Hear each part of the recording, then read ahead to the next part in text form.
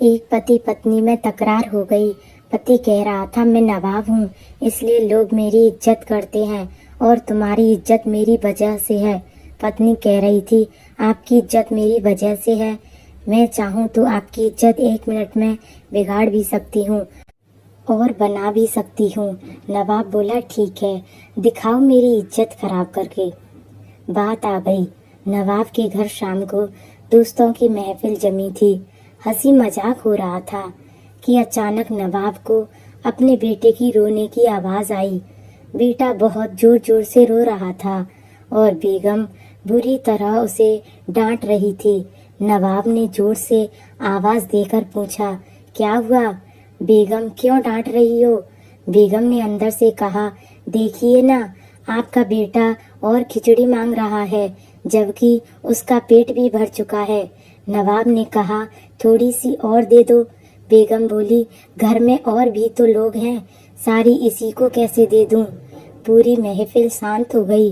लोग कानाफूसी करने लगे कि कैसा नवाब है, जरा सी खिचड़ी के लिए इसके घर में झगड़ा होता है। नवाब की पगड़ी उछल गई। सभी लोग चुपचाप उठकर चले गए। नवाब उठकर अपनी बेगम के पास आया और बोला, मैं मान गया, तुमने आज मेरी इज्जत खराब कर दी। लोग भी कैसी कैसी बातें कर रहे थे और तुम यही इज्जत वापस लाकर दिखाओ।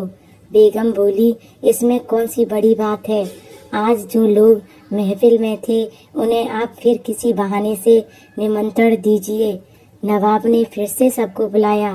बैठक और मौज मस्ती के बहाने सभी मित्रगण बैठे थे। हंसी मजाक चल रहा था। फिर वही नवाब की बेटे की रोने की आवाज़ आई। नवाब ने आवाज़ देकर पूछा, बेगम क्या हुआ, क्यों रो रहा है हमारा बेटा?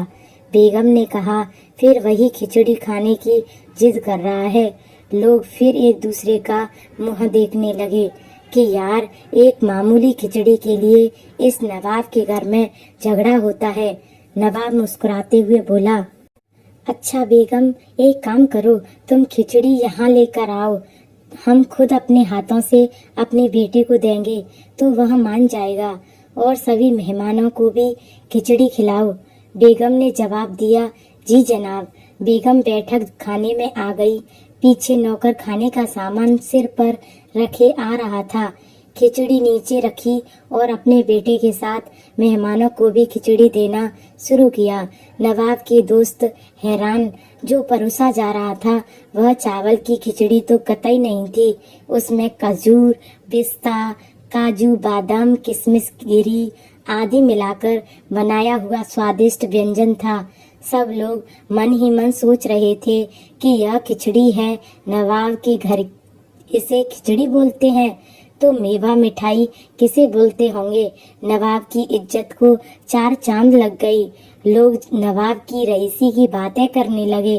नवाब ने बेगम के सामने हाथ जोड़े और कहा, मान गया, नारी घर की इज्जत बना भी सकती है और बिगाड़ भी सकती है, और जिस व्यक्ति को घर में इज्जत हासिल नहीं उसे दुनिया में कहीं इज्जत नहीं मिलती।